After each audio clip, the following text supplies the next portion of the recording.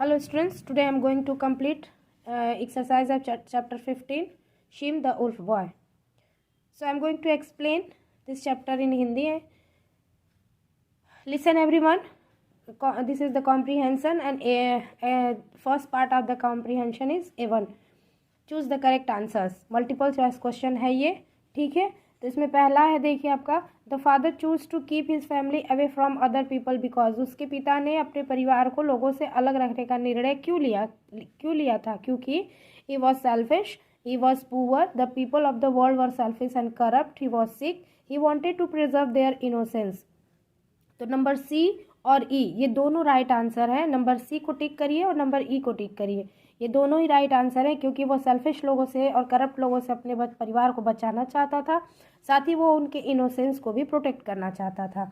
Number 2, the elder sister and the elder brother grew restless because A they were ambitious, B they ran out of food, C they wanted to see the world beyond their own house and meet different kinds of people. They grew tired of the responsibility of looking after their youngest brother. हाँ, तो आप देखिए, पहले जो Elder brother थे और sister थे वो बहुत जल्दी बोर हो गए थे अपने भाई की देखभाल करने में। तो जिस A is the right answer, C right है और डी राइट है, तीनों ही चीज़ें सही है। एम्बिशियस भी थे वो अपने घर से बाहर निकलना चाह रहे थे, लोगों से मिलना चाह रहे थे, ठीक है। और वो जो उनको रिस्पॉन्सिबिलिटी दी गई थी उससे भी वो बहुत ज़्यादा बोर हो गए थे, मतलब अपनी रिस्पॉन्सिबिलिटी, वो जिम्मेदारी से नहीं निभाना चाह रहे थे। तो ए, सी और डी तीनों ही राइट आंसर हैं, तीनों पे टिक करिए, A, C and D. Number 3, in the song the youngest brother sings about his happiness at being left alone. Number B, his happiness of living among the wolves, C, his despair at being left alone by his own family, D, the way the wolves looked after him, a duty which was responsibility of the brother and the sister, the love and compassion that he found among the wolves. Compassion मतलब होता है दया या करुणा, ठीक है, compassion।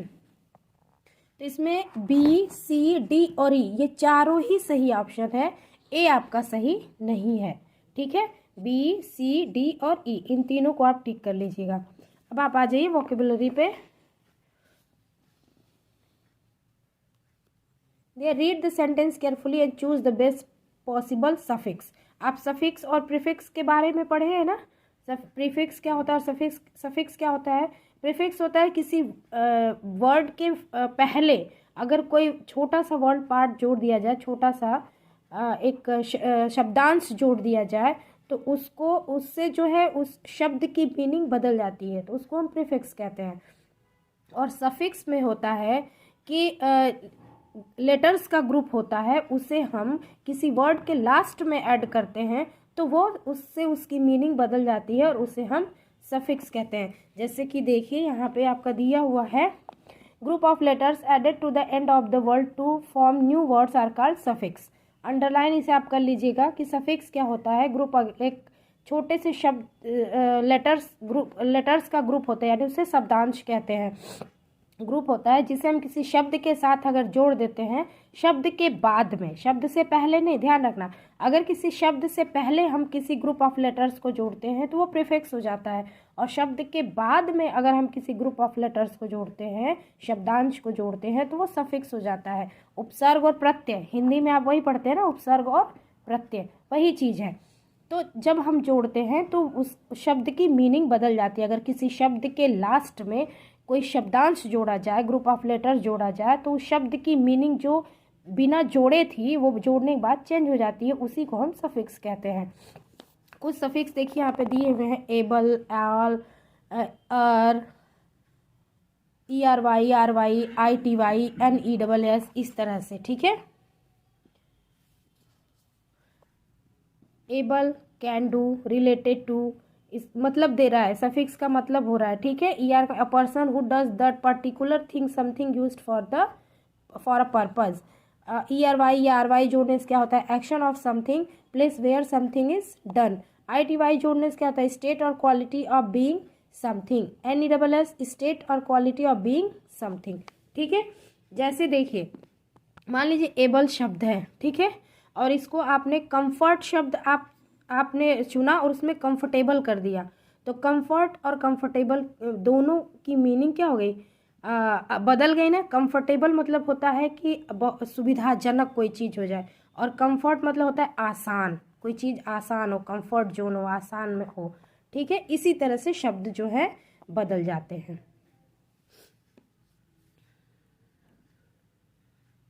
देखिए B1 exercise, इसी आपको शब्द के यहाँ पे लास्ट में आपको छोटे छोटे शब्द दिए हुए हैं, और आपको सेंटेंस को पूरा पढ़ना है, और उस शब्द के आगे जहाँ आपको लगता है कि इसमें सफिक्स जोड़ना है, उसको आपको करेक्ट सफिक्स जोड़ना है जो ब्रैकेट में दिया हुआ है। ठीक है, पहला देखिए, the clown's job is to keep everyone laughing, he is a good entertainer.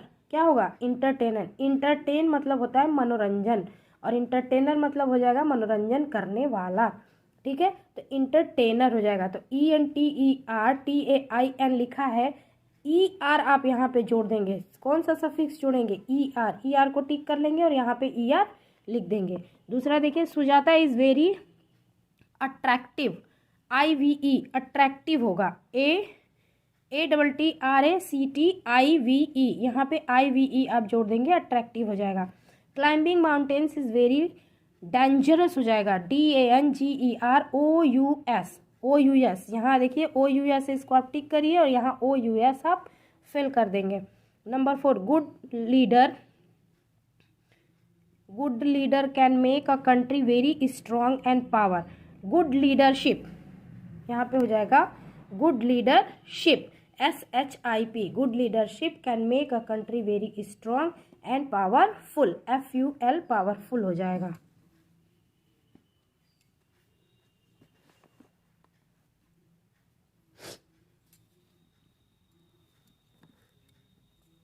Number 5, careless, CARE, careless, यहाँ पे हो जाएगा careless driving can lead to accidents. जो असावधानी पूर्वक जो ड्राइविंग की जाती है उससे एक्सीडेंट हो सकते हैं। The postal department delivers the package Friday, PACKAGE, package, every Friday, PACKAGE, package हो जाएगा। नंबर 7, क्यूरियसिटी हो जाएगा, ITY हो जाएगा, SITY, is a good trade for learning something. Number 8, giving money to get an otherwise free job done is ब्राइवरी हो जाएगा, BRIBERY, ब्राइवरी, BRIBERY, ब्राइवरी। ठीक है,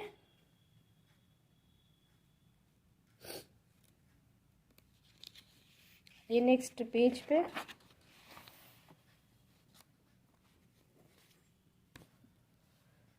नंबर 9, 70% अटेंडेंस हो जाएगा, ATTENDANCE,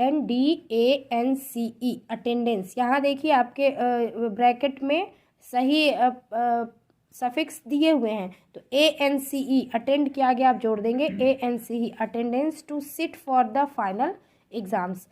number 10, eyes get dry in summers, it is important to moisten हो जाएगा, MOISTEN, मोस्टन them, EN आगे इसके EN जुड़ जाएगा।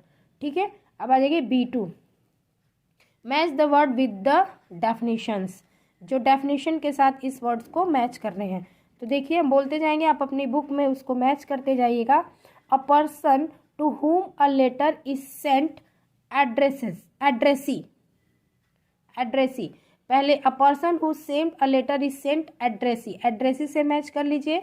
Money or thing given in charity, donation, इसको आप डोनेशन से मैच करिए। समबडी हु एक्ट्स, एक्टर, तीसरे को यानी समबडी हु एक्ट्स, एक्टर, इसको आप एक्टर से मैच करिए। Having deep feeling about one's country, patriotism, heavy deep feeling about one's country, match करिए पैट्रियोटिज्म से। वेल नोन, इसको आप मैच करिए फेमस से। Something who is logical and practical, इसको आप मैच करिए रियलिस्ट से। State of being without a job, unemployment से मैच करिए। State of being without a job, इसको मैच करिए unemployment. A person who studies celestial bodies, इसको कहते हैं astronomer. A person who climb mountains, इसको कहते हैं माउंटेनर। ठीक है, अ पर्सन हु क्लाइम्स माउंटेन कहते हैं माउंटेनर, इसको आप माउंटेनर से मैच करिएगा। अब आपका है ग्रामर। इसमें इसमें आपको करना क्या है कि आप जब एडजेक्टिव पढ़े होंगे बच्चों, तो आप डिग्री ऑफ कंपैरिजन भी पढ़े होंगे, जिसमें आपकी थी पॉजिटिव डिग्री, कंपैरेटिव डिग्री और सुपरलेटिव डिग्री। ठीक है, तो ये तो आपको पता ही होगा कि पॉजिटिव डिग्री क्या होती है, कंपैरेटिव क्या होती है, सुपरलेटिव क्या होती है। वही एक्सरसाइज आपकी यहाँ पे है, चूँकि समय कम है इसलिए इसको एक्सप्लेन करना थोड़ा सा मुश्किल है। आप जो ग्रामर में आपने जो पढ़ा है उसके अकॉर्डिंग आप चूज़ द करेक्ट कॉम्पैरेटिव, आपको यहाँ पे कॉम्पैरेटिव जो करेक्ट कॉम्पैरेटिव है वही आपको यहाँ पे फिलअप करना है। थोड़े से शब्दों में समझ लीजिए, कॉम्पैरेटिव डिग्री होती है जहाँ दो चीज़ों की तुलना होती है, उसकी पहचान हो। देखिए, our car is expensive, more expensive, expensively, तो मोर एक्सपेंसिव होगा। Our car is more expensive than Jack's car. ठीक है, यहाँ होगा our car is more expensive than Jack's car. Number 2, elephants live longer, ER लगा है, longer than dogs, longer. Number 3, Kiran says Indian food is better, better यहाँ पे feel होगा better than Thai food, better.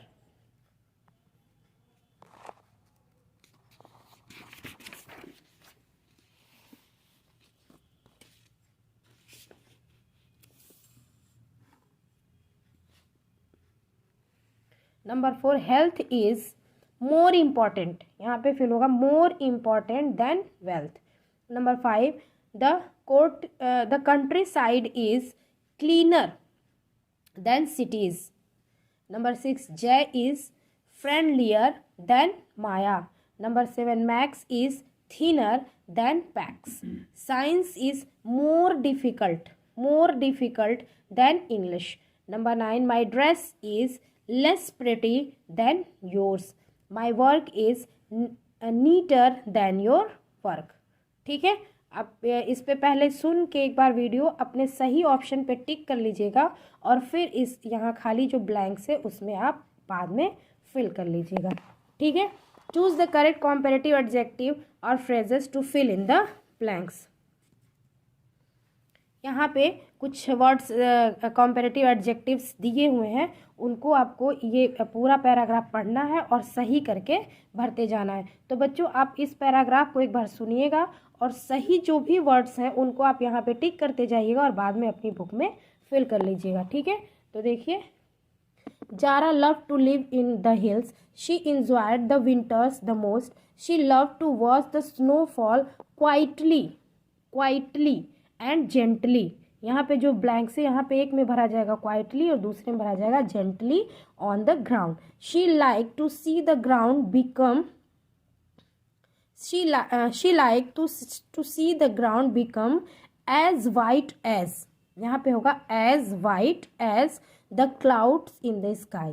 she enjoyed the fact that she would simply become cozy by wearing a warmer, यहाँ पे होगा warmer coat or sitting near a bonfire.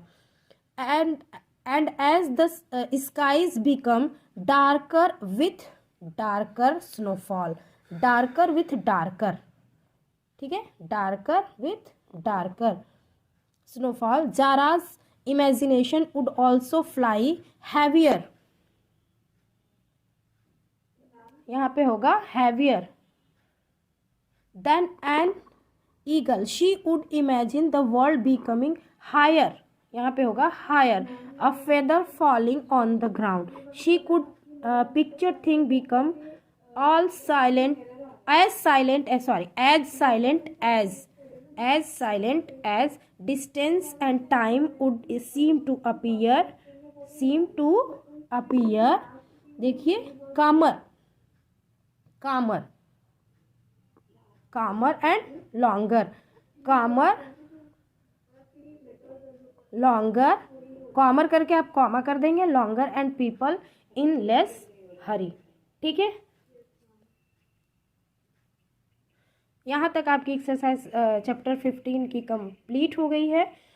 जो आपकी exercise number A2 और A3 ये आपको next video में मैं एक्सप्लेन करके पूरा बताऊंगी। तब तक के लिए थैंक